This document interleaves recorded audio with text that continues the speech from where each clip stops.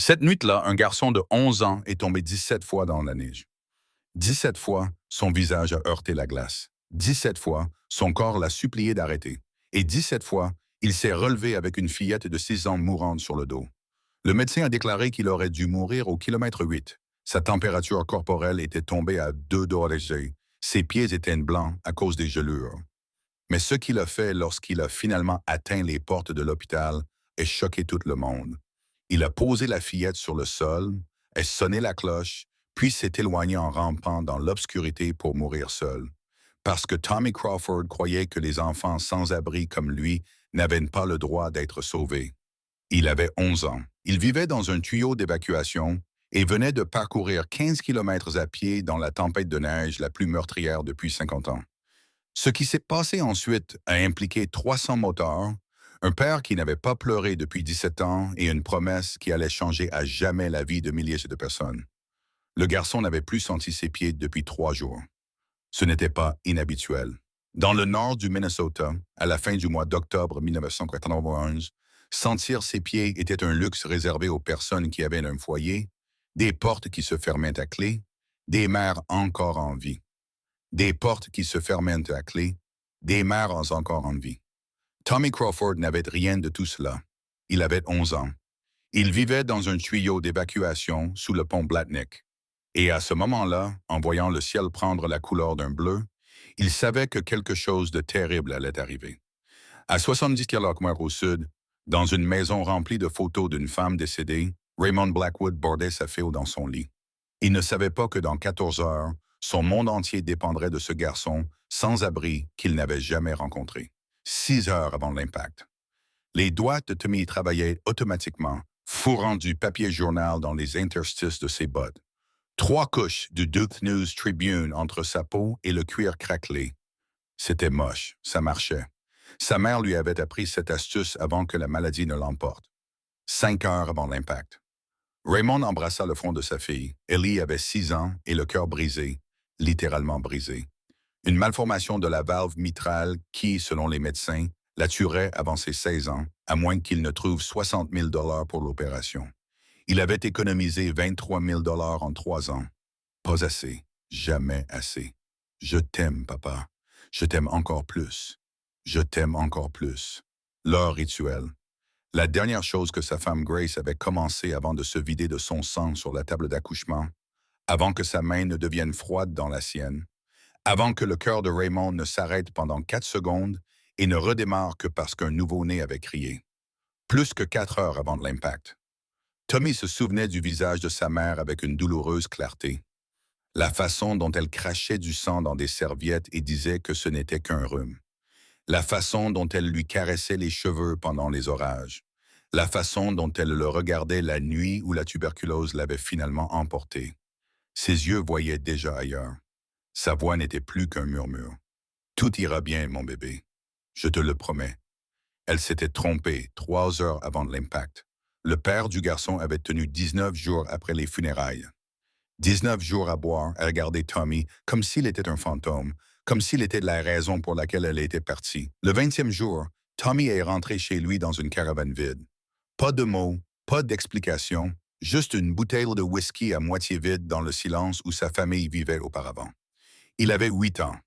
L'État l'a retrouvé 3 jours plus tard et l'a placé chez les Henderson, une famille d'agriculteurs. Des gens bien, selon l'assistante sociale. L'assistante sociale s'était trompée, elle aussi. Frank Henderson avait 7 enfants poissés. Aucun n'allait à l'école. Tous travaillaient dans des chambres du lever au coucher du soleil. L'État lui versait 400 par enfant et par mois. Les enfants voyaient des ampoules, des rangées interminables de maïs sur le dos de la main de Frank lorsqu'il se plaignait. Tommy s'est enfui au bout de 14 mois.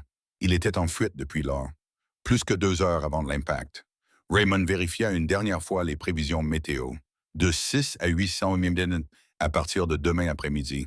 Rien de grave. Sa mère, Dorothy, ramènerait Ellie à la maison avant midi, bien avant que la neige ne tombe. Il faillit l'appeler pour lui dire de rester chez elle. Sa main resta suspendue au-dessus du téléphone. Quelque chose n'allait pas. Quelque chose le tourmentait depuis le matin. Mais que lui dirait-il? J'ai une sensation étrange dans les os. Elle se moquerait de lui. Il raccrocha. Cette décision le hanterait pour le reste de sa vie, 1 heure avant l'impact. Tommy observait le ciel depuis son tuyau d'évacuation et vit ce que les météorologues avaient manqué. Les nuages s'empilaient en couches comme un linceul funéraire. L'air avait un goût de métal et de mort. Les oiseaux fuyaient vers le sud par vagues, réfugiés d'une guerre qui n'avait pas encore commencé. Ce n'était pas une tempête, c'était la fin du monde. Et elle arrivait tôt. Abonnez-vous à la chaîne et écrivez dans les commentaires d'où vous regardez. Profitez de l'histoire. Tommy serra son sac de couchage volé autour de ses épaules. Il l'avait pris dans un magasin de camping il y a 2 mois.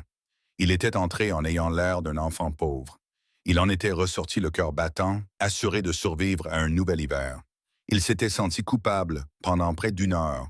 Puis le premier gel était arrivé et la culpabilité lui avait semblé moins importante que le fait de ne pas mourir. La survie simplifiait les choses. Elle éliminait les questions de bien et de mal et n'en laissait qu'une seule. Cela me permettra-t-il de rester en vie jusqu'à demain? Le ciel lui donna la réponse. Des nuages sombres arrivaient du nord-ouest. La température baissait plus rapidement qu'il ne l'avait jamais ressenti. La tempête de neige d'Halloween 1991 était sur le point de dévorer le Minnesota. Et quelque part dans ces nuages, dans cette mort blanche qui se précipitait vers le centre commercial, le destin de Tommy Crawford l'attendait. Il ne le savait pas encore, mais dans 14 heures, il trouverait une voiture dans un fossé. À l'intérieur se trouverait une vieille femme inconsciente et une fillette de 6 ans dont le cœur était en train de lâcher. Et il devrait choisir, la sauver ou se sauver lui-même. Tommy fixa le ciel et murmura la seule prière en laquelle il croyait encore. « Laisse-moi juste survivre à ça. Juste une nuit de plus. S'il te plaît. » Le ciel ne répondit pas. Le ciel ne répondait jamais. Mais à 70 km au sud, une petite fille nommée Ellie rêvait de sa mère, sans se douter qu'un garçon sans abri qu'elle n'avait jamais rencontré était sur le point de devenir la seule chose qui la séparait de la mort. Les premiers flocons de neige commencèrent à tomber avec 6 heures d'avance. Dorothy Blackwood avait survécu à 77 hivers dans le Minnesota. Elle avait survécu à la tempête de neige de 1940 qui avait tué 14 personnes dans le comté de Saint Louis. Elle avait survécu à l'enterrement de son mari, à l'enterrement de 2 de ses 3 fils, à l'enterrement de assez de chagrin pour remplir un cimetière. Dorothy connaissait la mort. Elle avait suffisamment dansé avec elle pour reconnaître ses pas. Et le matin du 31 octobre 1981, elle entendit ses pas dans le silence entre les rafales de vent.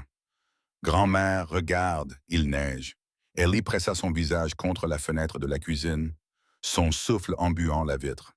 Dehors, de gros flocons blancs tombaient d'un ciel couleur ciment humide. Des flocons lourds, déterminés, du genre qui ne plaisante pas. Le genou droit de Dorothy lui faisait atrocement mal. Ce n'était pas la douleur habituelle, mais un cri, un hurlement, une douleur qu'elle n'avait ressentie que 2 fois auparavant dans sa vie. Les 2 fois avant des tempêtes qui avaient tué des gens. « Ellie, ma chérie, éloigne-toi de la fenêtre. Mais la neige est si jolie. On peut jouer dehors? » « Pas aujourd'hui, ma chérie. » Dorothy se dirigea vers le téléphone et composa le numéro de son fils. Il répondit à la 3e sonnerie. « Raymond, je la garde ici. »« Quoi? »« Ellie, je la garde ici. La tempête est violente. »« Maman, les prévisions annoncent 15 à 20 cm à partir de cet après-midi. Tu seras rentré à midi. Les prévisions sont fausses. » La voix de Dorothy était empreinte d'une certitude inébranlable. « Ma nièce dit qu'elle se trompe. Les oiseaux disent qu'elle se trompe. Il n'y a pas eu un seul pépiment à la mangeoire de toute la matinée. » Raymond resta silencieux. Il savait ce que cela signifiait. Lorsque les oiseaux disparaissaient, c'est que quelque chose allait arriver. Même les créatures qui ne disposaient pas de bulletins météo pouvaient le sentir. Combien de temps? Je ne sais pas. Peut-être un jour, peut-être 2, mais je ne la mettrai pas dans cette voiture tant que cela ne sera pas passé. D'accord. Sa voix était tendue, la voix d'un père qui comptait les battements de cœur de sa fille qui ne pouvait pas respirer quand elle était hors de portée. Garde-la en sécurité. Je le fais toujours. Elle raccrocha avant qu'ils puissent discuter. Pendant 3 heures, tout allait bien. Dorothy fit des biscuits avec Ellie, des biscuits aux pépites de chocolat et au beurre de cacahuètes, exactement comme elle les aimait. Elles jouèrent aux cartes près de la cheminée. Elles ont parlé de l'arbre spécial derrière la maison où la mère d'Ellie avait l'habitude de jouer, où Raymond avait fait sa demande en mariage il y a 23 ans. Puis le courant a été coupé. Les lumières se sont éteintes à 16h17. Le chauffage s'est arrêté.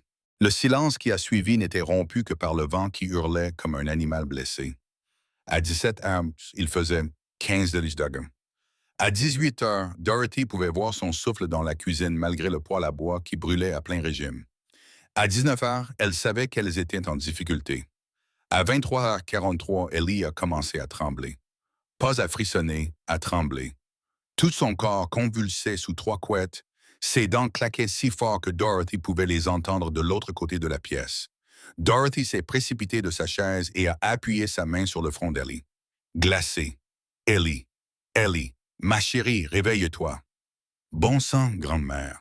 Je suis là, ma chérie. Je suis juste là. J'ai mal à la poitrine. Le sang de Dorothy se glaça. Le cœur. Le froid sollicitait trop la valve endommagée d'Ellie, la poussant au-delà de son point de rupture. Elle avait besoin de chaleur. Elle avait besoin d'aller à l'hôpital. Elle avait besoin d'aide. Dorothy n'avait rien de tout cela. Les lignes téléphoniques étaient coupées. La route était ensevelie sous 20 mètres de neige. Le voisin le plus proche était à 3 kilomètres. Le camion était hors d'usage depuis 1997. Elle fit la seule chose qu'elle pouvait faire. Elle tira Ellie sur le sol devant le poêle à bois et enroula son propre corps autour du petit corps de sa petite fille. Peau contre peau, la chaleur corporelle, le remède le plus primitif au monde. Reste avec moi, ma chérie. Reste avec grand-mère. J'ai tellement froid. Je sais. Mais tout va bien se passer. Grand-mère est là. Mais alors même qu'elle prononçait ces mots, Dorothy sentait le rythme cardiaque d'Ellie ralentir. Elle sentait les tremblements qui ne s'arrêtaient pas. Elle sentait la mort se rapprocher à chaque seconde. Elle avait déjà enterré 2 fils. Elle ne pouvait pas enterrer sa petite fille. « S'il vous plaît, » murmura Dorothy dans l'obscurité hurlante. « S'il vous plaît, que quelqu'un nous aide. N'importe qui, s'il vous plaît. » À 37 kilomètres au nord, Tommy Crawford enfilait ses bottes rembourrées de journaux. Il avait entendu quelque chose dans le vent, quelque chose qui ressemblait aux pleurs d'une petite fille. Si vous ne supportez pas de voir des enfants comme ceux-ci oubliés par le système, écrivez dans les commentaires. Chaque enfant mérite un foyer. Rappelons-nous ce qui compte vraiment. Tommy avait rêvé d'un incendie à son réveil. Ce n'était pas inhabituel. Il rêvait d'incendies presque toutes les nuits. La caravane en feu, sa mère qui essayait de l'atteindre à travers la fumée, sa voix qui l'appelait tandis que les flammes l'engloutissaient. Mais cette nuit-là était différente. Cette nuit-là, il rêva d'une petite fille brûlant dans la glace, une fille faite de neige et de silence, fondant dans ses bras tandis qu'il criait à l'aide, mais personne ne venait. Il se réveilla haletant dans son tuyau d'évacuation et comprit immédiatement que quelque chose n'allait pas. La tempête était arrivée. Pas la tempête prévue par les météorologues. Quelque chose d'autre, de complètement différent. Quelque chose de vivant. Quelque chose d'affamé. Tommy rampait vers l'entrée du tuyau et frappa le mur de neige qui bloquait sa sortie. Le froid le frappa comme un coup de poing. Il faisait moins 40 degrés avec le vent glacial.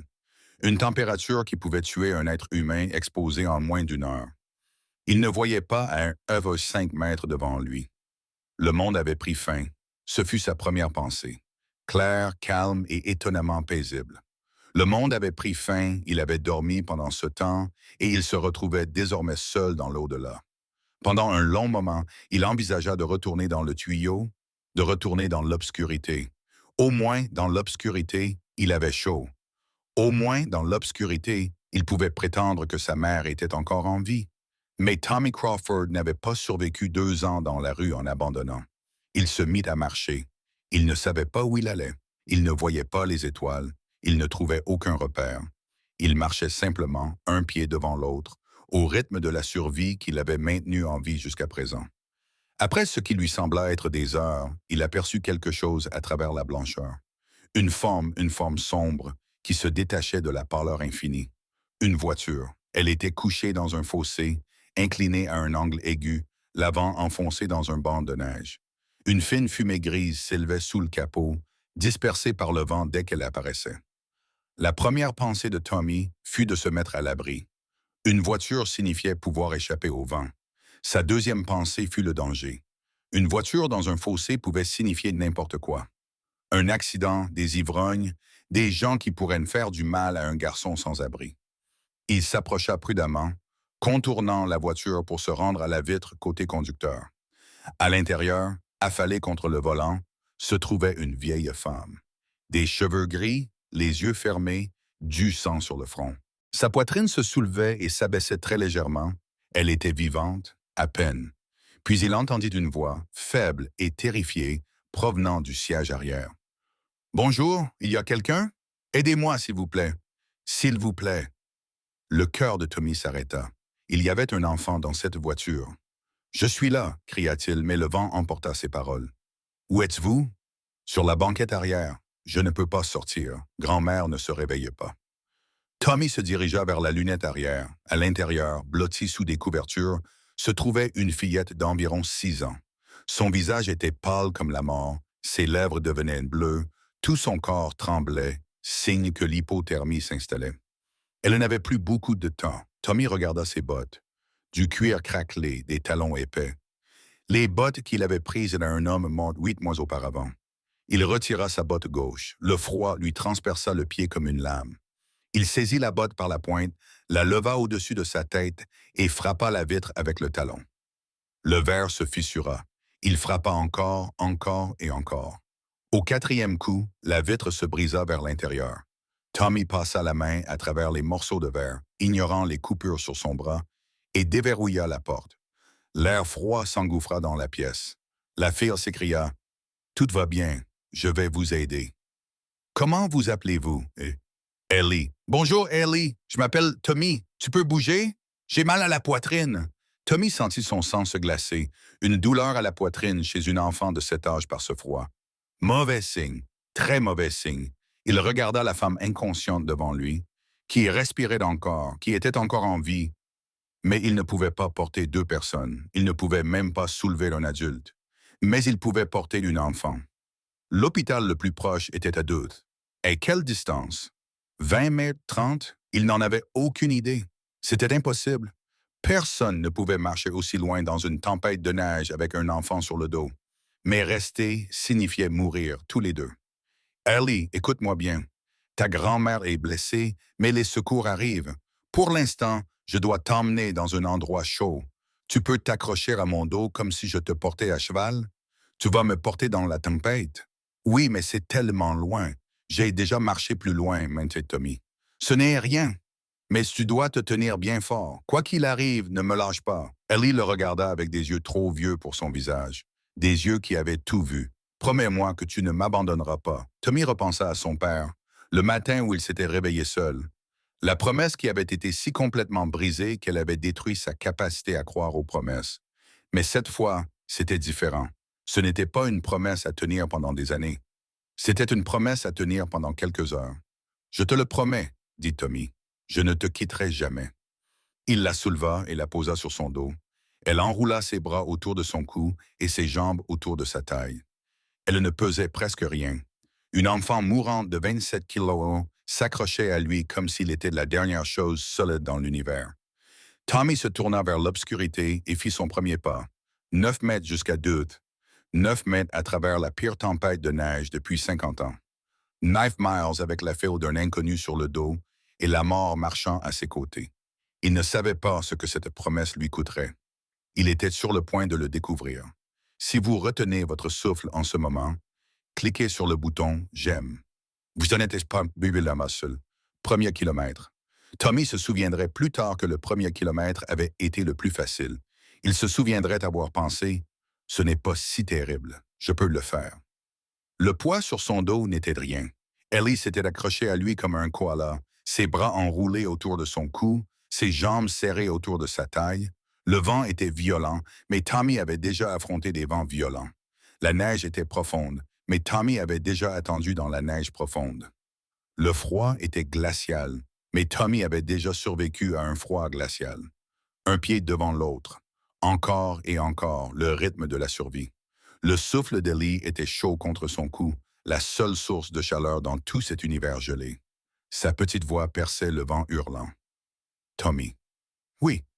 Allons-nous mourir? » La question le frappa comme un coup physique, non pas parce qu'elle était inattendue.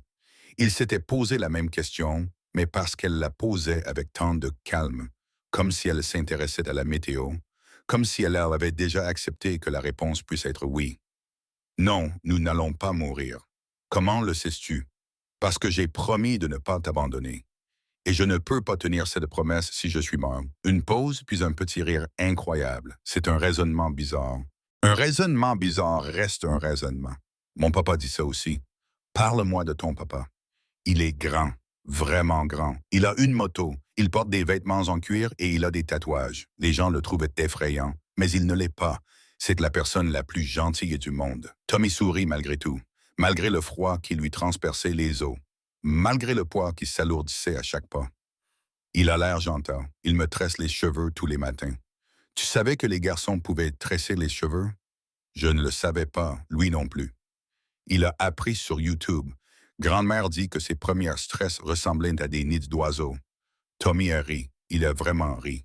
Cette fille mourante sur son dos le faisait rire au milieu d'une tempête de neige. Tu as un papa, Tommy? La question était innocente. La douleur qu'elle causait ne l'était pas.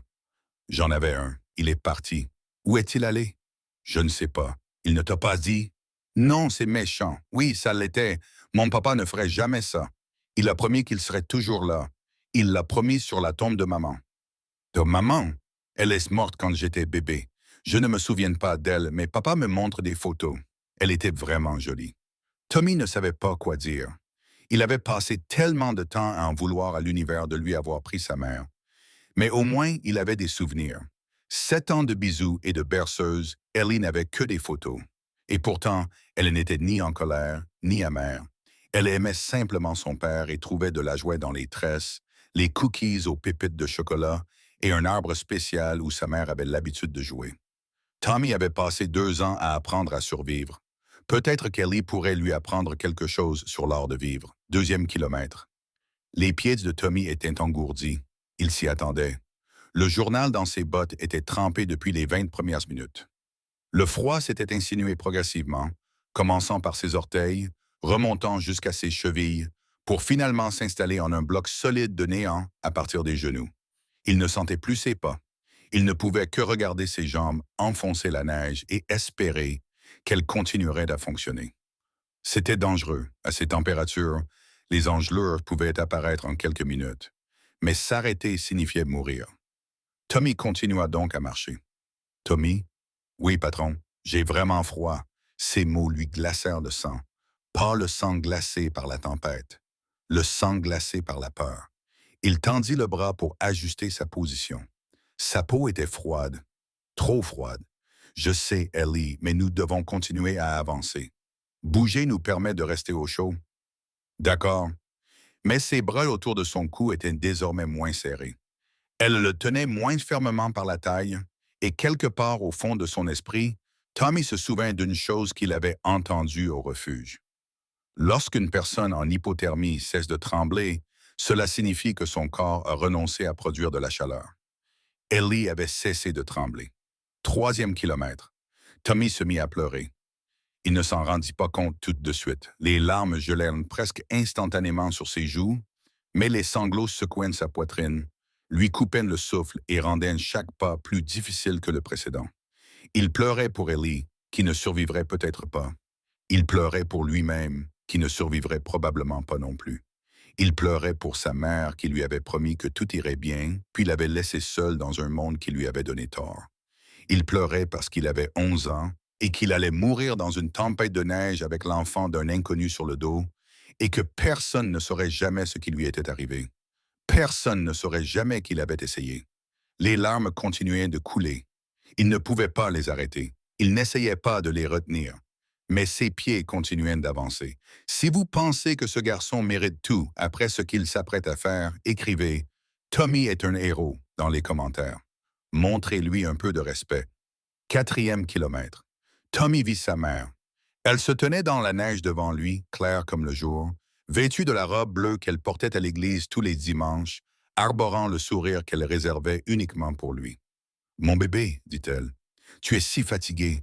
Pourquoi ne te reposes-tu pas? » « Je ne peux pas, maman. J'ai promis. Les promesses ne sont pas toujours tenues, mon bébé. Tu le sais mieux que quiconque. Pas celle-là. Elle pencha la tête. Pourquoi celle-ci est-elle différente? Parce qu'elle compte sur moi. Parce que personne d'autre ne viendra. Parce que si j'arrête, elle mourra. Le sourire de sa mère devint triste. Tu pourrais mourir de toute façon. Je sais. Vaut-elle la peine que je meure pour elle? L'enfant d'un inconnu. Tommy réfléchit à la question. Il y réfléchit vraiment. Le froid lui donnait tout le temps nécessaire pour réfléchir.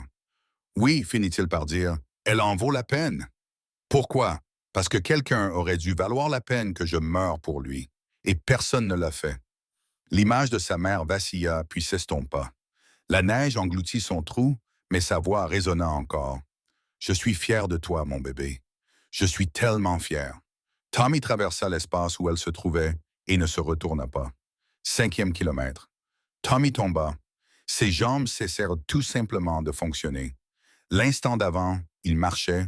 L'instant d'après, il était face contre terre dans la neige, le poids d'Ellie l'enfonçant davantage dans la blancheur. Le froid l'enveloppa comme une amante. Il murmura des promesses de repos, de sommeil, de fin de la douleur.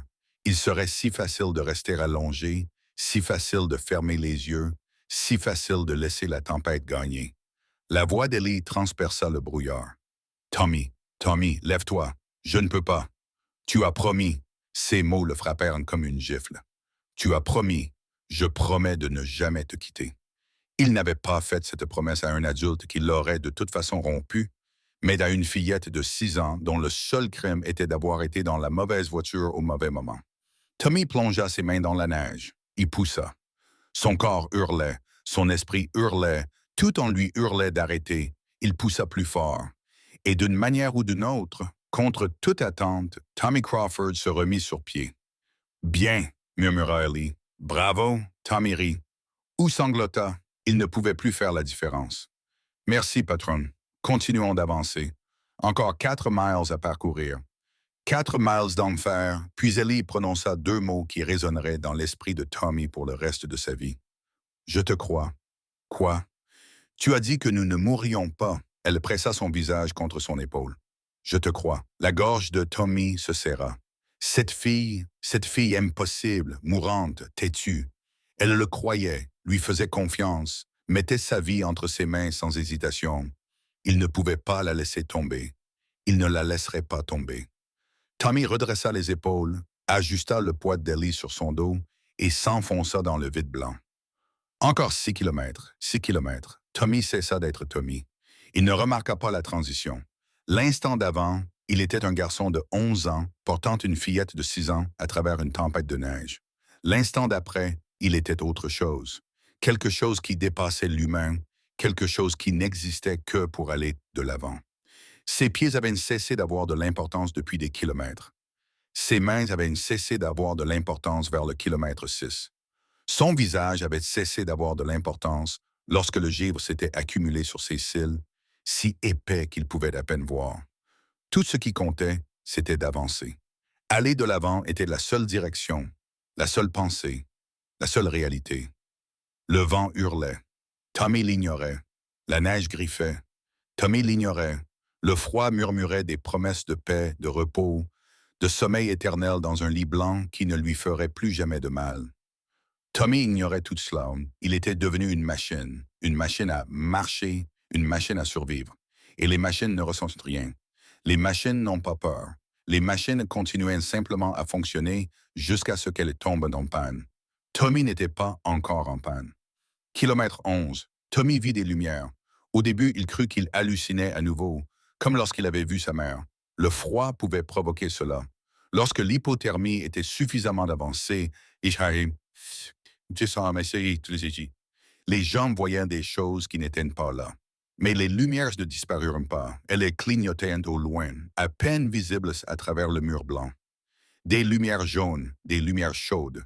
Le genre de lumière qui signifiait des bâtiments, qui signifiait des gens, qui signifiait la vie. Ellie, Ellie, réveille-toi. Je vois des lumières. Pas de réponse. Ellie avait cessé de répondre il y a 2 miles. Sa respiration était maintenant superficielle, à peine détectable. Sa peau était devenue grisâtre, Mais elle respirait encore, elle était encore en vie, elle valait encore la peine d'être sauvée. Tommy se dirigea vers les lumières et marcha. Ellie remua contre son dos. Sa voix était à peine plus qu'un murmure. Tommy. Oui, patron, merci. Pourquoi? Pour ne pas m'avoir abandonné. Les yeux de Tommy brûlaient, pas à cause du froid, à cause de toute autre chose. Nous y sommes presque, Ellie. Tiens bon, j'essaye. Je sais. Tu te débrouilles très bien, Tommy. Oui. Veux-tu être mon frère? La question surgit de nulle part. Elle le frappa plus fort que le vent, plus fort que le froid, plus fort que tout ce que la tempête lui avait infligé. Quoi? Quand nous serons à la maison, veux-tu être mon frère? J'ai toujours voulu un frère. Tu es gentil et tu m'as sauvé. Tommy ne pouvait pas parler. Les mots restaient coincés dans sa gorge, bloqués par quelque chose qui ressemblait à des larmes, des rires et de l'espoir. Tous emmêlés. Oui, finit-il par dire. Oui, Ellie, je serai ton frère. Promis, je te le promets. Elle sourit contre son épaule. Il pouvait le sentir même à travers toutes les couches, même à travers le froid, l'épuisement et la douleur. Bien, je te prends au mot. Puis son corps s'affaissa, inconscient à nouveau, mais toujours en vie. Toujours en vie, Tommy marcha plus vite. Au kilomètre 8, Tommy tomba pour la 17e fois. Il avait arrêté de compter vers la 10e chute, mais son corps s'en souvenait. 17 chutes, 17 efforts pour se relever, 17 moments allongés dans la neige, se demandant si c'était enfin la fin. Cette fois-ci, c'était différent. Cette fois-ci, Tommy pouvait voir l'hôpital, il pouvait voir l'entrée des urgences éclairée comme un phare dans l'obscurité, il pouvait voir les portes coulissantes et les ambulances et la promesse de chaleur, de sécurité et de survie. C'était peut-être à 200 mètres. 200 mètres aurait tout aussi bien pu être 200 mètres. Tommy était allongé dans la neige, le poids d'Ellie le clouant au sol, et sentait son corps s'éteindre. Pas progressivement, complètement. Ses bras ne bougeaient plus, ses jambes ne bougeaient plus. Ses poumons pouvaient à peine aspirer assez d'air pour le maintenir conscient. C'était fini. Il avait tout donné. Chaque once de force, chaque parcelle de volonté. Et cela n'avait pas suffi. 200 mètres. C'était de la distance qui les séparait. C'était de la distance qui séparait Ellie de la survie. « Je suis désolé », pensa Tommy. « Je suis désolé, Ellie. Je suis désolé de ne pas avoir pu t'y emmener. Je suis désolé d'avoir fait une promesse que je ne pouvais pas tenir. » Il ferma les yeux. Le froid l'enveloppa comme une couverture. Et puis Ellie parla. Tommy. Sa voix n'était qu'un murmure, une voix fantomatique. Tommy, ne t'arrête pas, s'il te plaît. Je vois les lumières. Nous sommes si près du but. Elle pouvait voir les lumières à travers la tempête, à travers le givre, à travers tout. Elle pouvait voir les lumières, et elle le suppliait de ne pas abandonner. Si vous pleurez en ce moment, cliquez sur le bouton « J'aime ». Vous n'êtes pas seul. Si vous croyez que ce genre d'amour doit se répandre, envoyez cette vidéo à quelqu'un qui a besoin qu'on lui rappelle que les miracles existent. Tommy ouvrit les yeux. Les lumières étaient toujours là, toujours vacillantes, toujours en attente. 200 mètres, il avait parcouru 15 kilomètres à pied dans une tempête de neige avec un enfant mourant sur le dos. Il était tombé 17 fois et s'était relevé 17 fois. Il avait survécu à des choses qui auraient dû le tuer 10 fois. 200 mètres, ce n'était rien. 200 mètres, c'était tout. Tommy enfonça ses mains dans la neige. Ses doigts ne répondaient plus, alors il utilisa ses avant-bras à la place. Il poussa. Son corps hurlait de douleur, mais il poussa plus fort. Allez, allez, allez, allez. Ses genoux ont trouvé un appui. Il s'est relevé, vacillant, titubant, à peine humain, mais debout. Bravo, a soufflé Ellie. Je savais que tu pouvais y arriver. Tommy a ri. Cela ressemblait plus à un sanglot, mais c'était un rire. Merci, patron. Finissons ces 100 mètres. Tommy est tombé à nouveau pour la 18e fois. Il s'est relevé. La 18e fois, 50 mètres. Sa vision devenait grise sur les bords. Son corps s'éteignait organe par organe. Il pouvait se sentir mourir à chaque pas. Il a continué à marcher. 20 mètres. Les portes des urgences étaient juste là, assez près pour les toucher. 10 mètres. Les genoux de Tommy se sont dérobés. Il a titubé. Il s'est rattrapé. Il tituba à nouveau 5 mètres. Il atteignit l'entrée. Les portes automatiques ne s'ouvriront pas. Les capteurs étaient gelés, cassé ou tout simplement incapable de détecter la créature recouverte de neige qui était autrefois un garçon. Tommy se retourna, appuya son dos contre la vitre et glissa jusqu'à s'asseoir sur le béton. Ellie glissa de son dos et atterrit à côté de lui, toujours en vie, toujours respirant. Pendant un long moment, rien ne se passa. La tempête hurlait, la neige tombait. Tommy était assis là avec une fille qu'il avait portée pendant 15 kilomètres, attendant que quelqu'un les remarque. Puis il leva son poing gelé et frappa sur la vitre une fois, 2 fois, 3 fois. Les portes s'ouvrirent de l'intérieur. Une femme en blouse se tenait là, le visage marqué par le choc. « Oh mon Dieu, qu'est-ce qui s'est passé? » Elle s'appelle Ellie, a croassé Tommy, la voix à peine audible. Sa grand-mère est dans une voiture sur l'autoroute 41, au kilomètre 17. Elle a des problèmes cardiaques. Elle a besoin d'aide. L'infirmière le regarda Ellie, regarda la traînée d'empreintes gelées qui menait de l'obscurité derrière eux. « Vous l'avez portée jusqu'ici? » Tommy ne répondit pas. Il ne pouvait pas répondre. Le monde devint gris, puis noir, puis plus rien. La dernière chose qu'il entendit avant de perdre connaissance fut la voix d'Ellie, faible mais vivante. Il avait promis de ne pas l'abandonner.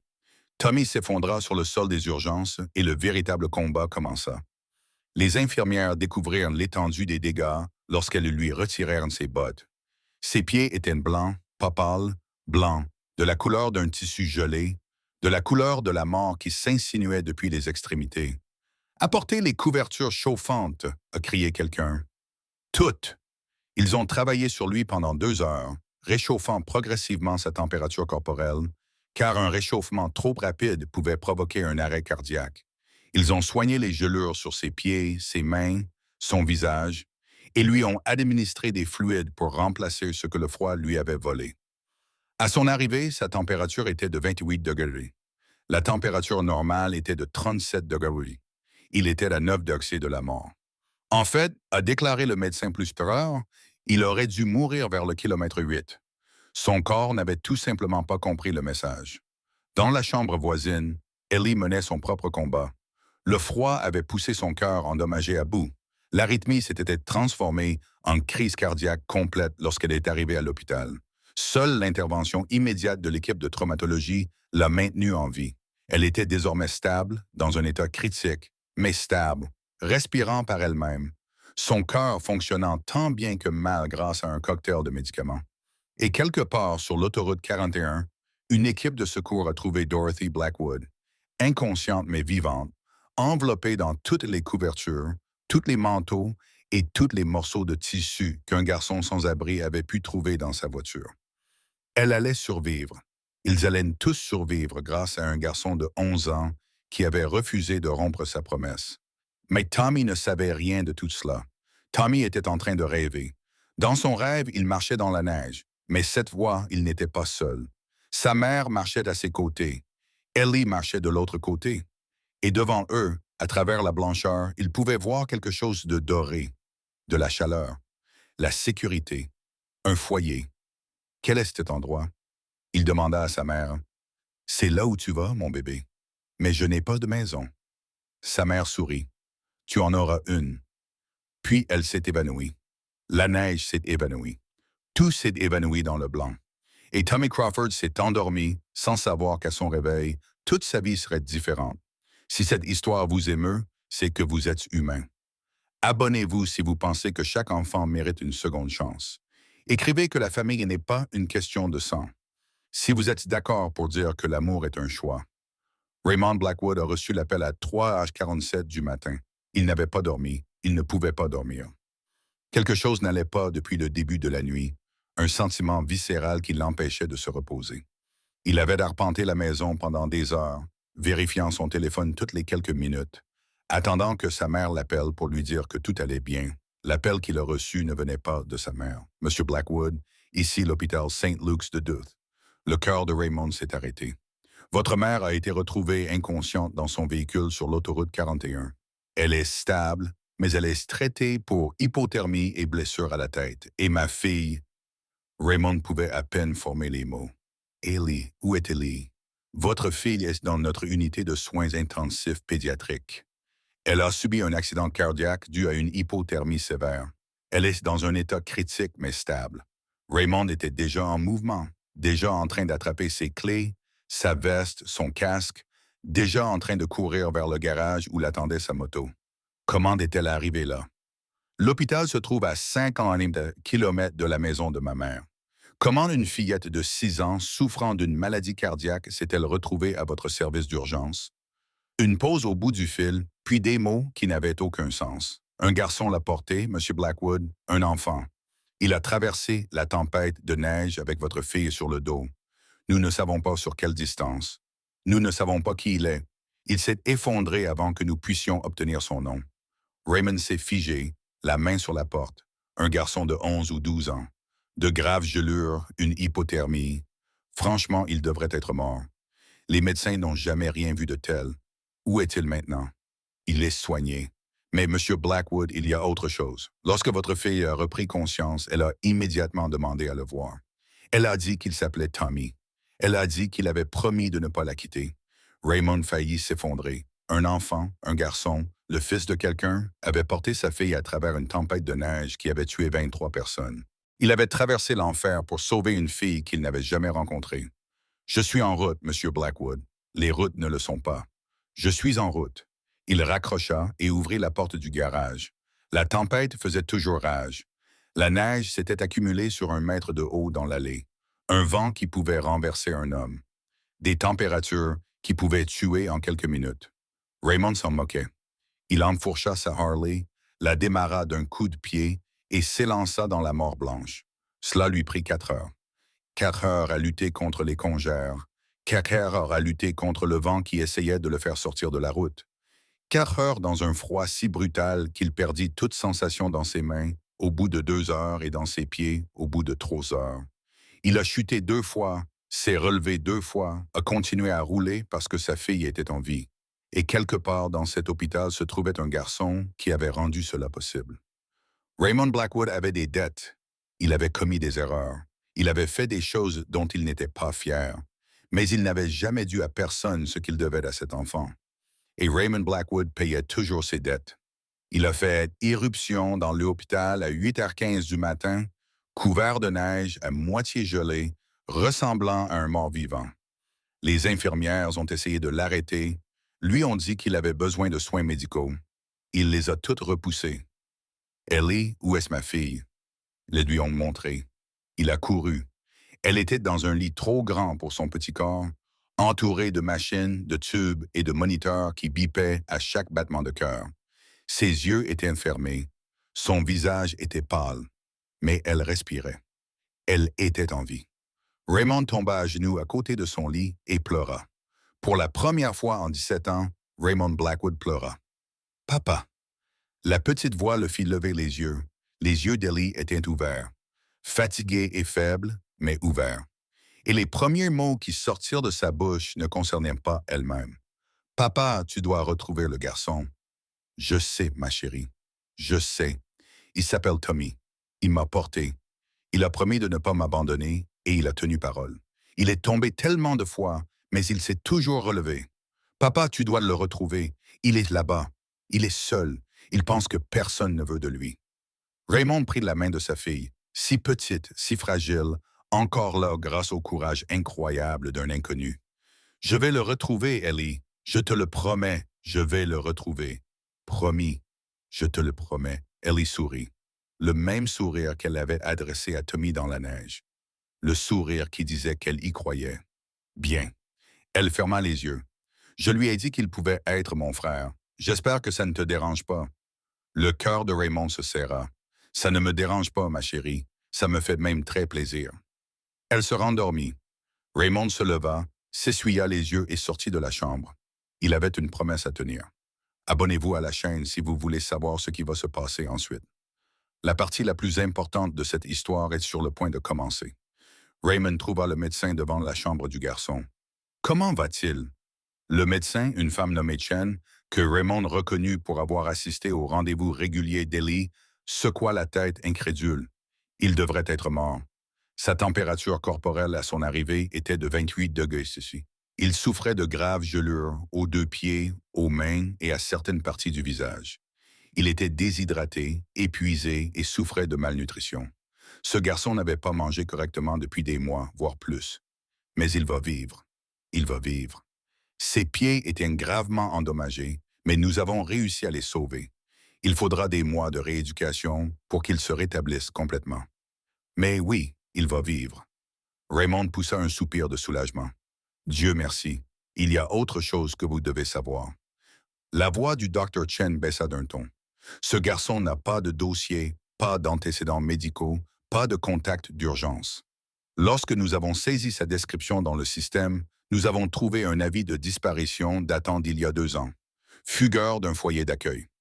La famille dont il s'était enfui a fait l'objet d'une enquête pour violation des lois sur le travail des enfants 6 mois après sa disparition. Raymond serra les poings. Il vivait dans la rue depuis 2 ans, un enfant de 11 ans, sans abri, survivant seul dans les hivers du Minnesota. Et il a utilisé le peu qu'il avait pour sauver votre fille. Raymond regarda par la fenêtre le garçon allongé dans son lit, petit, maigre, meurtri par une vie qui ne lui avait montré aucune pitié. Et pourtant, il avait marché 15 kilomètres sous une tempête meurtrière pour sauver un inconnu. L'assistante sociale sera là demain, continua le Dr. Chen. Ils veulent le replacer dans le système d'accueil. Non, le mot sortit avec difficulté. Définitif, la voix que Raymond utilisait lorsqu'il ne demandait pas. Monsieur Blackwood, ce n'est pas si simple. Il y a des procédures, des exigences légales. Raymond se tourna vers elle. Ses yeux étaient rouges d'avoir pleuré, mais ils étaient désormais remplis de détermination. Dr. Chen, j'ai 200 frères qui s'interposeront entre ce garçon et quiconque tentera de l'emmener quelque part. Il ne veut pas partir, j'ai des avocats, j'ai des ressources et j'ai une dette que je passerai le reste de ma vie à rembourser. Il regarda Tommy. Ce garçon a sauvé ma fille, sauvé ma mère, donné tout ce qu'il avait pour des gens qu'il ne connaissait pas. Et vous me dites que le système veut le renvoyer dans la même machine qu'il a si complètement laissé tomber, qu'il a choisi de vivre dans un tuyau d'évacuation plutôt que de demander de l'aide. Monsieur Blackwood, il est à moi maintenant. La voix de Raymond se brisa. Vous comprenez? Il est à moi et personne ne l'emmènera nulle part. Le Dr. Chen resta silencieuse pendant un long moment. Puis elle acquiesça. Je vais passer quelques coupes de fil, voir ce que je peux faire. Merci. Elle s'éloigna. Raymond resta à la fenêtre, regardant le garçon dormir, regardant son fils dormir. Tommy se réveilla dans la chaleur. Cela n'allait pas. La chaleur signifiait le danger. La chaleur signifiait qu'il avait été trouvé, attrapé, emmené quelque part où il ne voulait pas être. Il ouvrit brusquement les yeux, son corps se tendit, prêt à courir. Mais ses jambes ne répondaient pas. Elles étaient enveloppées de bandages, surélevées sur des oreillers, reliées à des machines qui émettaient de légers bips dans la pièce silencieuse. Il était piégé. Doucement, fiston. Du calme. Tu es en sécurité. Tommy tourna brusquement la tête vers la voix. Un homme était assis sur la chaise à côté de son lit. Un homme énorme. Le plus grand homme que Tommy ait jamais vu. Des bras comme des troncs d'arbres. Une poitrine comme un tonneau. Un visage comme s'il avait été sculpté dans le granit et usé par 50 ans de vie difficile. Il était vêtu de cuir noir, de la tête aux pieds. Et sur son gilet, des écussons et des symboles que Tommy ne reconnaissait pas, mais qu'il comprenait d'une certaine manière. C'était un homme dangereux. Qui êtes-vous? La voix de Tommy sortit dans un croassement. Que voulez-vous? L'homme se pencha en avant. Ses yeux étaient rouges, fatigués, mais pas en colère. Quelque chose d'autre. Quelque chose que Tommy ne savait pas nommer. Je m'appelle Raymond Blackwood. La plupart des gens m'appellent Razor. Le sang de Tommy se glaça. Vous êtes le père d'Ellie, oui. Elle va bien? Elle est en vie, grâce à vous. Tommy s'affaissa contre les oreillers. Un soulagement si puissant l'envahit qu'il en eut le vertige. Tant mieux. C'est une bonne chose. Je suis heureux. L'homme appelé Razor le fixa du regard. Pendant un long moment, aucun des deux ne parla. Puis, lentement, une larme roula sur la joue burinée de l'homme. Vous l'avez porté sur 15 kilomètres à travers une tempête de neige qui a tué 23 personnes. Tu lui as donné tout ce que tu avais Et quand tu es arrivé à l'hôpital, tu t'es éloigné en rampant pour mourir seul parce que tu pensais que personne ne voulait de toi. Tommy ne répondit pas. Que pouvait-il dire? C'était vrai. Pourquoi? La voix de Razor se brisa. Pourquoi as-tu fait ça? Risquer ta vie pour une inconnue? Toute donnée pour une fille que tu ne connaissais pas? Tommy réfléchit à la question. Il repensa à la longue marche dans la neige. Il repensa au fantôme de sa mère, à la voix d'Ellie et à la promesse qu'il avait faite parce qu'elle lui avait demandé de ne pas la quitter. C'est ça. C'est la seule raison. Tommy croisa le regard de l'homme, le soutint et dit la vérité qu'il avait découverte quelque part vers le kilomètre 8. Parce que quelqu'un aurait dû le faire pour moi. Et personne ne l'a fait. Je ne voulais pas qu'elle sache ce que ça fait. Être seul, être oublié, être invisible. Le visage de Razor se décomposa. D'autres larmes coulèrent. Il ne les essuya pas. J'ai passé 2 ans, continua Tommy d'une voix à peine plus forte qu'un murmure. 2 ans dans la rue, 2 ans à n'être personne. Savez-vous ce que c'est? Marcher au milieu de la foule sans que personne ne vous voie. Avoir faim, avoir froid, souffrir sans que personne ne s'en soucie. Non, je ne sais pas. Ellie m'a vu dans cette voiture, sous la pluie. Elle m'a vu, elle m'a demandé de l'aide, elle m'a fait confiance. Personne ne m'avait fait confiance depuis des années.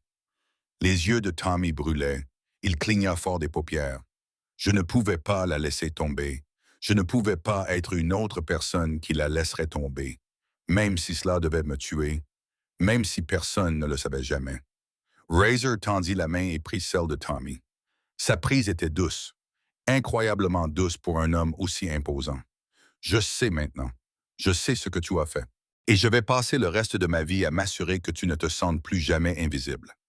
Tommy retira sa main, la vieille peur remontant à la surface. Tu n'as pas à faire ça. Je ne l'ai pas faite pour une récompense. Je l'ai faite parce que c'était juste. Je sais. C'est pourquoi tu mérites une récompense. L'assistante sociale vient demain, dit Tommy d'un ton neutre. J'ai entendu les infirmières en parler. Elles vont me renvoyer dans le système. Non, elles ne le feront pas.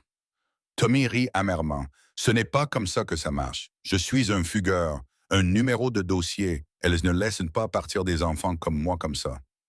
Razor se pencha vers lui. Je leur ai dit non. Je leur ai dit que s'ils essayaient de te prendre, ils devraient d'abord passer par moi. Et s'ils passaient par moi, ils devraient passer par tous les frères de mon club. 302 eux. Pourquoi ferais-tu ça? Parce que ma fille me l'a demandé. La voix de Razor s'adoucit. Elle veut que tu sois son frère. Elle a dit qu'elle t'avait fait promettre. La gorge de Tommy se serra. Je lui ai promis, mais je ne pensais pas qu'elle s'en souviendrait. Elle se souvient de tout. Elle se souvient que tu es tombé 17 fois. Elle se souvient que tu t'es relevé 17 fois. Elle se souvient que tu lui as dit que glisser signifie se relever. Tomber signifie ne pas se relever. Tommy s'est détourné, a fixé le plafond, essayant de comprendre ce qui se passait. Je ne comprends pas. Quoi? Tout ça? Toi? Quelqu'un qui veut de moi? Ça n'a aucun sens. Razor resta silencieux pendant un long moment. Puis il parla d'une voix différente, plus douce, pleine de douleur. Quand Grace est morte, je voulais mourir aussi.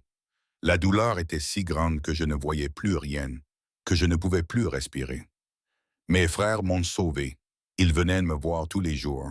Ils n'essayaient pas de me guérir, mais ils étaient là. Il fit une pause. Je veux faire la même chose pour toi. Te donner ce que j'aurais aimé que quelqu'un me donne. Une chance, un choix, une famille. Tommy finit par regarder ce moteur géant, terrifiant, vêtu de cuir, qui pleurait sur un garçon sans abri qu'il n'avait jamais rencontré. Et si tu changes d'avis? Et si tu décides que tu ne veux plus de moi? Razor sourit. Un sourire triste, féroce et assuré. Alors je te retrouverai comme je t'ai trouvé dans cette tempête de neige. Autant de fois qu'il le faudra pour le reste de ma vie. Tommy le fixa du regard et, pour la première fois en 4 ans, pour la première fois depuis que sa mère était morte et que son père était parti, et que le monde était devenu un endroit froid et cruel où la survie était le seul objectif, Tommy Crawford se permit d'espérer. D'accord, murmura-t-il. D'accord, je vais essayer. Razor lui serra la main. C'est tout ce que je te demande, mon fils. C'est tout ce que n'importe qui peut demander. Si vous pensez que chaque enfant mérite quelqu'un qui ne l'abandonnera jamais, Écrivez « Je crois » dans les commentaires. Faites savoir à Tommy qu'il n'est pas seul. Le clubhouse des Hells Angels à Dove n'était pas ce à quoi Tommy s'attendait. Il avait imaginé un endroit sombre, dangereux, plein d'ombre et de secrets. Ce qu'il trouva était un bâtiment qui ressemblait à un croisement entre un garage et un restaurant familial. La pièce principale avait un bar le long d'un mur et des tables de billard au centre. Mais il y avait aussi des canapés confortables disposés autour d'une télévision, une cuisine à l'arrière où quelqu'un faisait frire du bacon et des photos sur les murs. Non pas de motos ou de crânes, mais de personnes, de familles, de mariages, d'anniversaires, de bébés tenus par des hommes tatoués et des larmes aux yeux. « Ce n'est pas ce à quoi tu t'attendais, » dit Raymond. « Non, ce n'est pas ça. La plupart des gens pensent que nous sommes des criminels, des voyous, des monstres. » Raymond haussa les épaules. « Certains d'entre nous ont été tout cela, mais c'est ici que nous devenons meilleurs.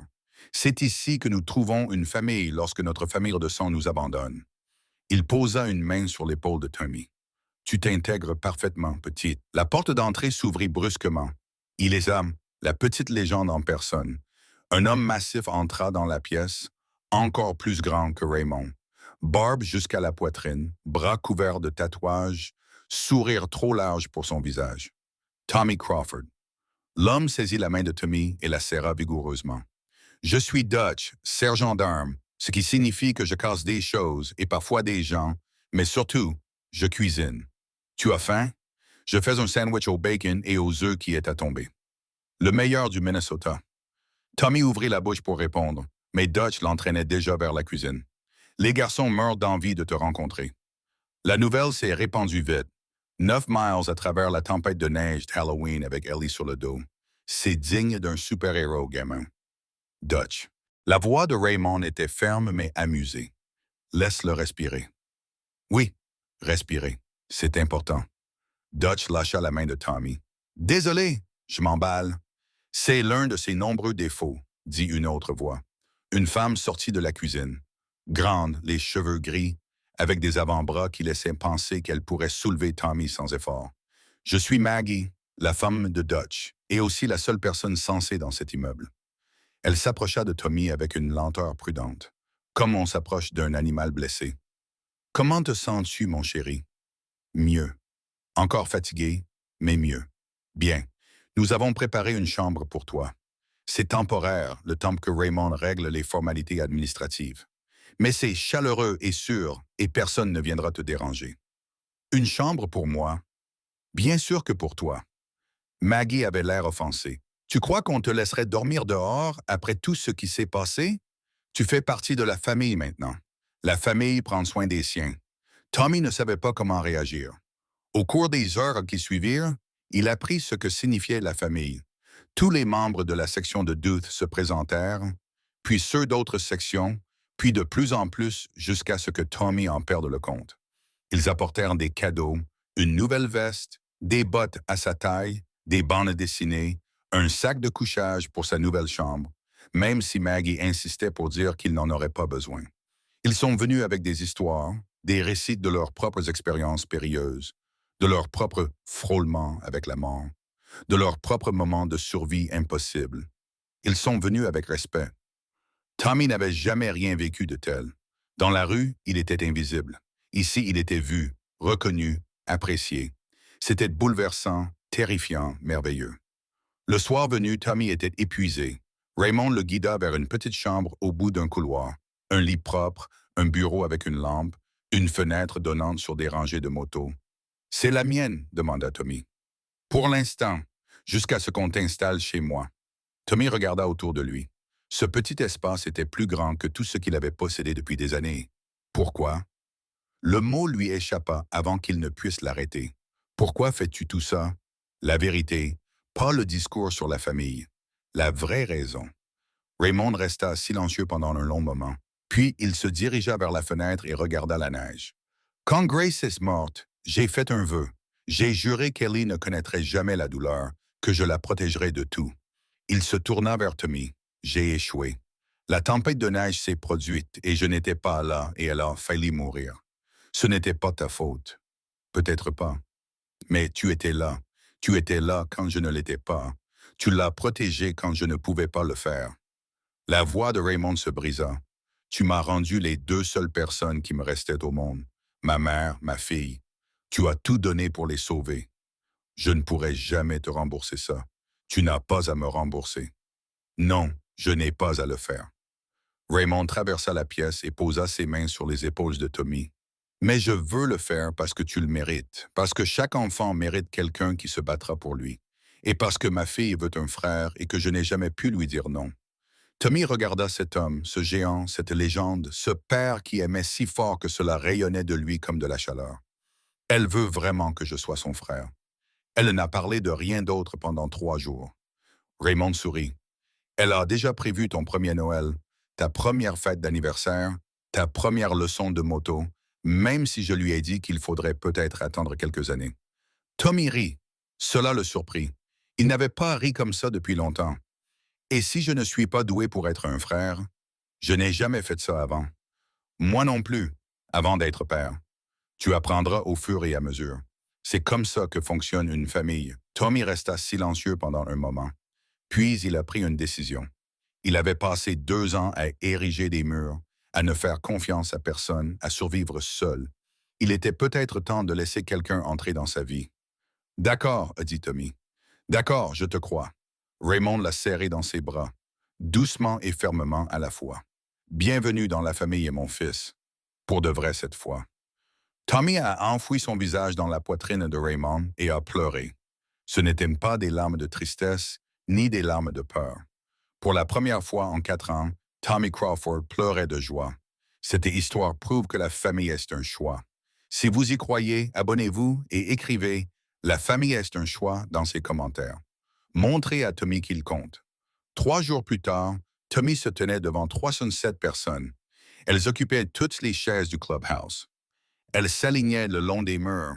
Ils débordaient sur le parking où d'autres s'étaient rassemblés autour de haut-parleurs installés pour diffuser le son à l'extérieur. 37 membres des Hells Angels venus de sections du Minnesota, du Wisconsin, du Dakota du Nord et du Michigan. Des hommes et des femmes qui avaient roulé toute la nuit, à travers ce qui restait de la tempête de neige, à travers la glace, la neige et le danger. Tommy ne pouvait pas comprendre. Il ne pouvait pas assimiler cette mer de cuir et de denim, les tatouages et les barbes, les visages qui semblaient avoir été sculptés dans la pierre. C'étaient des gens dangereux, d'après tout ce qu'il avait appris dans la rue. Mais lorsqu'il franchit la porte, flanqué de Raymond d'un côté et de Dutch de l'autre, chacun d'entre eux se leva. Le bruit était assourdissant. 300 personnes se levant à l'unisson. Le raclement des chaises, le craquement du cuir, une vague de bruit qui submergea Tommy et le laissa figé sur place. « Il se lève pour toi », murmura Raymond. « Accepte-le. » Tommy ne savait pas comment l'accepter. Il ne savait pas quoi faire de ses mains ni de ses yeux. Il avait passé 2 ans à apprendre à être invisible. Maintenant, 300 personnes le regardaient directement. C'était le moment le plus terrifiant de sa vie et, d'une certaine manière, le plus merveilleux. Dutch le guida vers une petite estrade où une seule chaise l'attendait. Tommy s'assit, se sentant exposé comme un spécimen sous un microscope. Raymond prit place à la tribune. La salle devint silencieuse. Mes frères et sœurs, la voix de Raymond portait sans amplification. Nous sommes réunis aujourd'hui pour honorer quelque chose de rare, quelque chose que la plupart d'entre nous avons passé notre vie à rechercher sans en connaître le nom. Nous sommes réunis pour honorer le vrai courage. Il se tourna vers Tommy.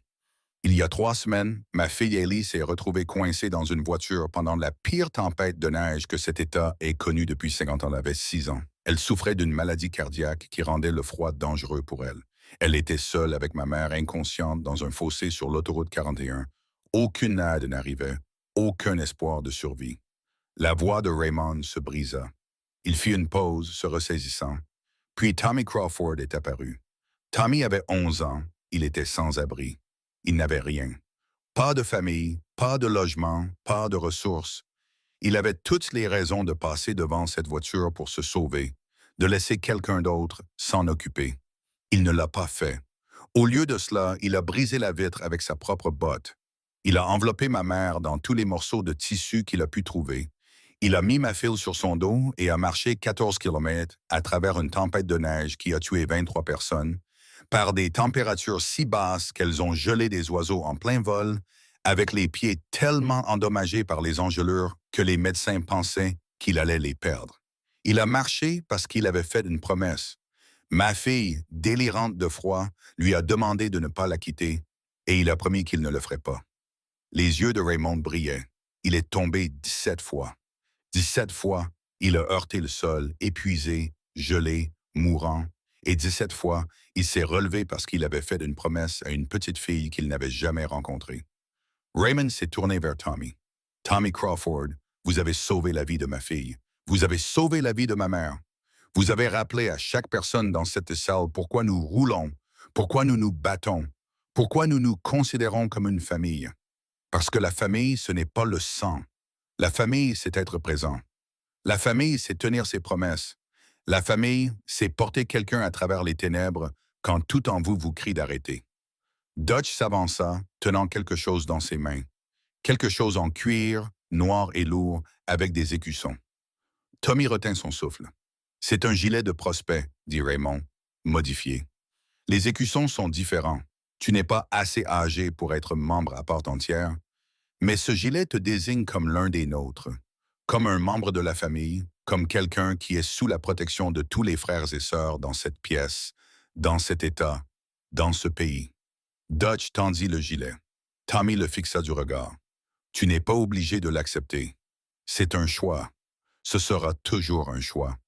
Mais si tu veux une famille, si tu veux des gens qui seront là pour toi, qui se battront pour toi, qui ne t'abandonneront jamais, c'est ce que nous t'offrons. Tommy pensa à sa mère, à sa promesse que tout irait bien. Il pensa à son père, à la promesse si complètement rompue qu'elle avait détruit sa capacité à croire aux promesses. Il pensa à Ellie, à la promesse qu'il lui avait faite dans cette voiture gelée, la promesse qui avait failli le tuer. Certaines promesses étaient faites pour être rompues. Certaines promesses étaient faites pour tout changer. Tommy se leva. Il marcha vers Dutch. Il prit le gilet. La salle explosa.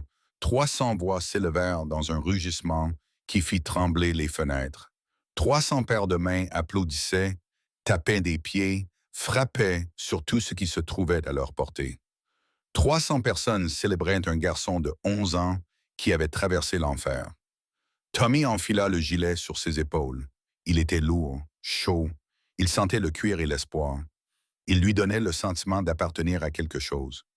Raymond passa son bras autour de lui et le serra dans une étreinte à la fois douce et intense. « Bienvenue dans la famille, fiston. Pour de vrai cette fois. » Tommy enfouit son visage dans la poitrine de Raymond et pleura.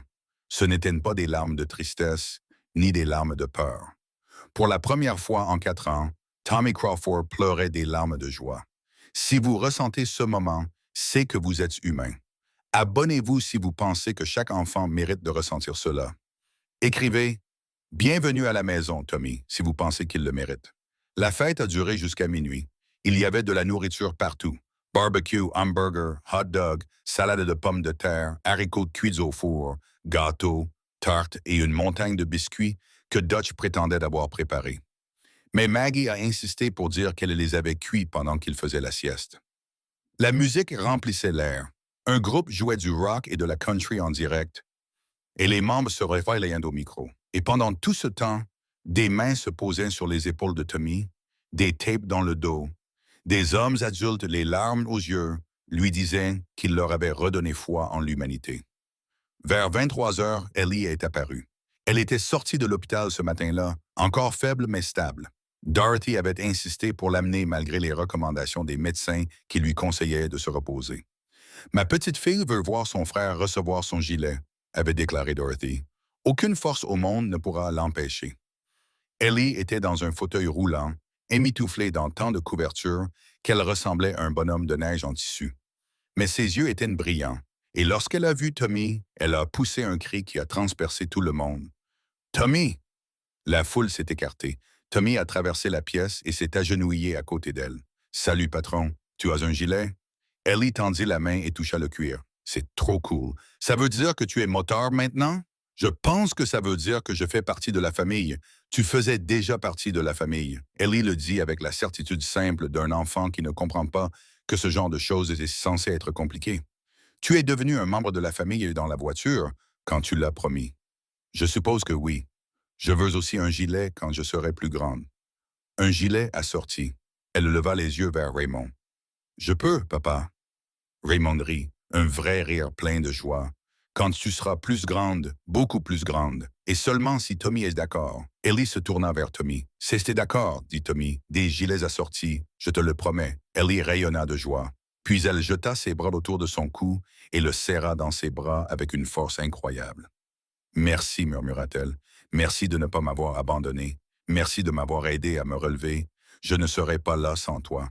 Nous nous sommes sauvés mutuellement. Oui, je crois que c'est vrai. Dorothy observait la scène, les larmes coulant sur ses joues aridées. Raymond se tenait derrière elle, les yeux brillants.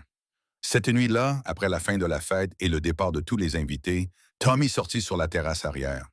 La neige avait enfin cessé de tomber. Le ciel était dégagé.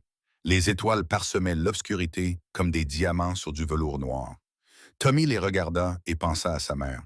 « J'ai réussi, maman, murmura-t-il. J'ai trouvé une famille. » Et quelque part dans le silence de cette nuit glaciale, il pouvait presque entendre sa voix.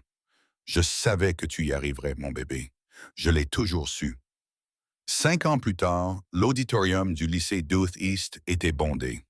Des parents, des enseignants, des représentants de la ville et, au fond, 47 hommes et femmes vêtus de gilets en cuir qui attiraient les regards nerveux des participants plus conventionnels. Sur scène, un garçon de 16 ans s'approcha du podium. Tommy Crawford avait grandi, il mesurait 1,80 m, avait les épaules larges et la vigilance sauvage avait disparu de ses yeux, remplacée par une confiance tranquille. Il souriait facilement maintenant, riait souvent, pleurait encore devant des films tristes, même s'il le niait. Il était encore en train de guérir. Il serait probablement toujours en train de guérir. Mais il était vivant. Il était aimé. Et aujourd'hui, il allait raconter son histoire. Il y a 5 ans, commença Tommy d'une voix calme, je vivais dans un tuyau d'évacuation sous le pont Blatnick. L'auditorium se tut. J'avais 11 ans. Ma mère était morte 4 ans auparavant. Mon père m'avait abandonné 3 ans plus tôt. J'ai passé 14 mois dans une famille d'accueil où j'étais traité comme un esclave avant de m'enfuir. Je n'avais ni famille, ni amis, ni espoir. J'étais invisible. Il fit une pause. Puis une tempête de neige s'est abattue. J'ai trouvé une voiture dans un fossé.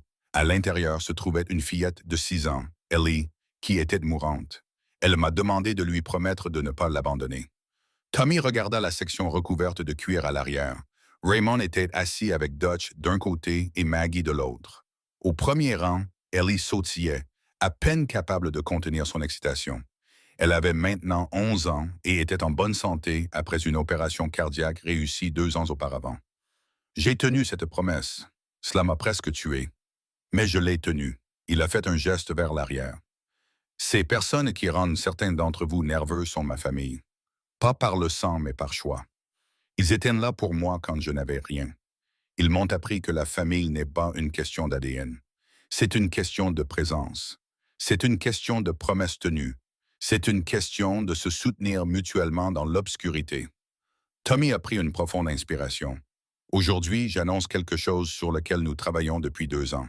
Cela s'appelle la Fondation 9 mm. Un logo est apparu sur l'écran derrière lui.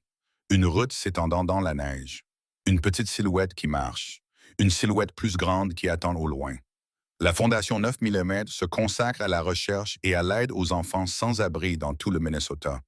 Il ne s'agit pas seulement de les nourrir. Il ne s'agit pas seulement de leur offrir un abri temporaire, mais de leur trouver des familles, de vraies familles, des gens qui seront là pour eux comme ma famille a été là pour moi. Le public s'agita. Au cours des 6 derniers mois, nous avons placé 11 enfants dans des familles. 11 enfants qui vivaient dans la rue, invisibles, oubliés, tout comme moi. 11 enfants qui ont maintenant un foyer, une école et un avenir. Des photos apparurent à l'écran. Des enfants avec leur nouvelle famille. Des enfants coiffés de chapeaux de diplômés. Des enfants souriants, l'air incrédule. Mais nous pouvons faire plus, beaucoup plus. C'est pourquoi je suis ici pour vous demander votre aide. Tommy a présenté les projets de la Fondation. Expansion vers d'autres États, partenariats avec les services sociaux, réseau de clubs de motards à travers le pays qui s'étaient engagés à participer. Lorsqu'il eut terminé, l'auditorium explosa. Les motards en cuir se levèrent les premiers, puis le reste du public se leva section par section jusqu'à ce que toute la salle soit debout. Tommy accepta l'ovation et s'autorisa un moment de fierté. Il avait parcouru un long chemin, passant d'un tuyau d'égout à une scène, de l'invisibilité à la notoriété, de la solitude à une famille qui l'entourait, et il ne faisait que commencer. Après la présentation, alors que la foule se dispersait, une femme s'est approchée d'un des bénévoles, les yeux creux, hagards, hantés. À côté d'elle se tenait un garçon, âgé d'environ 9 ans, sale, en haillons, les yeux empreints de cette même vigilance sauvage que Tommy avait reconnue dans son propre reflet. Tommy les a immédiatement remarqués. Il traversa la pièce et s'accroupit devant le garçon, se mettant à sa hauteur. « Salut, je m'appelle Tommy. Comment t'appelles-tu? » Le garçon ne dit rien. Il se contenta de le fixer, attendant le mensonge, attendant la douleur. Sa mère prit la parole à sa place, d'une voix à peine audible. « Il s'appelle Michael. J'ai vu aux informations ce que vous avez fait, ce que vous faisiez. Je me suis dit que vous pourriez peut-être nous aider. Je ne peux plus m'occuper de lui. J'ai essayé, mais je suis malade et il mérite mieux. » Tommy regarda Michael, regarda les murs dans ses yeux. Les mêmes murs que Tommy avait construits. Les mêmes murs qu'un millier d'enfants sans abri avaient construits. « Michael, dit Tommy doucement, je sais que tu as peur. Je sais que tu ne me fais pas confiance. Tu n'as aucune raison de me faire confiance. Mais je te promets que nous allons t'aider. Tout ce dont tu as besoin, un foyer, une famille, une chance, tout cela est à toi. » Michael le fixa, silencieux, vigilant. « Pourquoi? » demanda finalement le garçon. « Pourquoi m'aiderais-tu? Parce que quelqu'un m'a aidé un jour. Quand j'étais comme toi, invisible, oublié, seul. » Tommy posa doucement sa main sur l'épaule de Michael et je me suis promis de passer le reste de ma vie à rendre l'appareil. Les yeux de Michael se remplirent de larmes. Les murs commencèrent à se fissurer. « Tu promets de ne pas m'abandonner? » Le cœur de Tommy se brisa et se reconstruisit en un seul souffle. Il se voyait dans ce garçon. Il voyait toutes les nuits froides, toutes les promesses vaines, toute la confiance trahie. Il voyait tous les moments où il croyait que personne ne viendrait jamais. Et il voyait ce qui venait d'après, la famille qu'il avait trouvée, l'amour qui l'avait sauvé, la vie qui avait poussé sur un sol impossible. « Je te le promets, » dit Tommy, « je ne t'abandonnerai jamais. » Derrière lui, Raymond posa une main sur son épaule. Ellie lui prit la main. Dorothy apparut dans l'embrasure de la porte, essuyant les larmes sur ses joues. Et à ce moment-là, entouré de la famille qu'il avait trouvée et de celle qu'il était en train de construire, Tommy Crawford comprit. Sa mère avait eu raison depuis le début. Tout allait bien se passer. Non pas parce que l'univers était bienveillant, non pas parce que la souffrance avait un sens, mais parce que les gens avaient choisi d'être là les uns pour les autres, parce qu'ils s'étaient soutenus mutuellement dans l'adversité, parce qu'ils avaient tenu leurs promesses. C'était ça, la NM Foundation. C'était ça, la famille. C'était ça, l'amour. Si cette histoire vous a touché, vous n'êtes pas seul. Abonnez-vous si vous pensez que chaque enfant mérite une famille. Écrivez 9 Miles dans les commentaires si vous souhaitez partager cette histoire avec quelqu'un qui a besoin de l'entendre. Épilogue, 21 ans plus tard. Le titre disait « La Fondation 9 Miles célèbre son 20e anniversaire. 47 enfants placés dans des familles. » Sous le titre, une photo montrait un homme d'une trentaine d'années sur un podium, entouré de supporters vêtus de cuir, le regard bienveillant, le menton remarquablement similaire à celui de Raymond Blackwood, décédé paisiblement 3 ans auparavant. Cet homme était Tommy Crawford. À ses côtés se tenait une femme d'une vingtaine d'années portant un badge médical, le de Eleanor Blackwood, chirurgienne cardiaque, qui consacrait sa vie à aider les enfants atteints de maladies cardiaques. Derrière eux, une banderole disait « Parce que la famille est un choix ». Dans le public, des centaines d'enfants avaient trouvé une famille grâce à la Fondation. Des enfants qui avaient été invisibles, oubliés, sauvés non pas par le sang, mais par l'amour, par le simple geste radical de se montrer. Tommy regarda la foule. « Merci d'être là, dit-il. Merci de croire que chaque enfant mérite une famille. Merci de prouver chaque jour que le monde peut être meilleur qu'il ne l'est. Il fit une pause, sourit et laissa couler ses larmes. Ma mère me disait toujours que tout irait bien. Pendant longtemps, j'ai pensé qu'elle avait tort. Mais aujourd'hui, debout ici, en vous regardant tous, je comprends enfin ce qu'elle voulait dire. Tout va bien. Non pas parce que l'univers est bienveillant. Non pas parce que la souffrance a un sens, mais parce que nous choisissons d'être là les uns pour les autres. Parce que nous nous soutenons mutuellement dans l'obscurité. Parce que nous tenons nos promesses. Il leva la main, le poing pressé contre son cœur, puis l'étendit vers l'extérieur, le symbole de la fondation. Voici les 20 prochaines années. À la santé des 2000 prochains enfants, à la santé de tous ceux qui se sont déjà sentis invisibles et qui ont appris qu'ils comptaient, à la santé de ne jamais marcher seul. L'auditorium a explosé. 2000 voix se sont élevées à l'unisson, et Tommy Crawford se tenait au centre de tout cela, entouré d'amour, rempli de détermination, vivant. Sa mère avait raison. Tout allait bien. La dernière image montrait Tommy marchant dans la neige. Derrière lui, des centaines d'empreintes, les personnes qu'il avait sauvées, la famille qu'il avait fondée, l'héritage qu'il avait créé. Il n'était plus seul. Il ne serait plus jamais seul. Et quelque part dans le vent, si vous écoutiez attentivement, vous pouviez presque entendre la voix d'une mère. Je savais que tu y arriverais, mon bébé.